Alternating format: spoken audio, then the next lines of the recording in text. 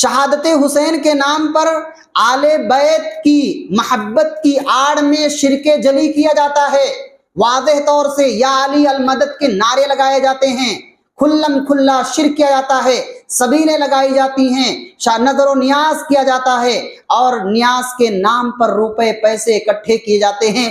یہ بھی بتاؤ کیا غیر اللہ کے نام کی نظر و نیاز جائز ہے؟ حرمت علیکم المیتۃ والدم ولحم الخنزیر وما اہل لغیر اللہ بہ، مردار، خون، سور کا گوشت اور ہر وہ جانور جو اللہ رب العالمین کے علاوہ ذبح کیا جائے، یا ہر وہ شے جو غیر اللہ کے نام پیش کی جائے، وہ ساری چیزیں شریعت نے حرام کر دی ہے۔ تو میں نے شروع میں ہی کہہ دیا کہ ماہ محرم کی حقیقت کیا ہے۔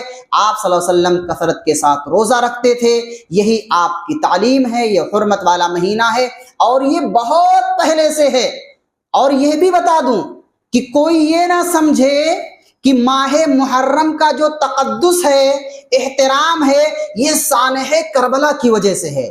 آج لوگوں کے ذہنوں میں تو یہی بٹھایا گیا نا کہ ماہ محرم جو اتنا مہینہ ہے، ماتم کا مہینہ بنا دیا گیا، بھائی اتنا بڑا مہینہ کچھ لوگ، تو یہ جو تقدس ہے، احترام ہے، یہ بہت پہلے سے ہے، ابتدائے آفرینت سے ہی ہے، آسمان و زمین کی تخلیق کے وقت سے ہی ہے، بلکہ اس کا سانحہ کربلا سے کوئی تعلق نہیں ہے۔ یہ چند باتیں تھیں۔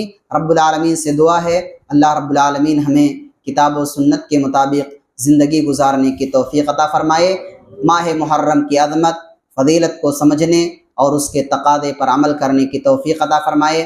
جب تک اس دنیا کے اندر قائم رکھے، ایمان اسلام پر قائم و دائم رکھے، ہمارا خاتمہ ہو ایمان بالخیر پر ہو۔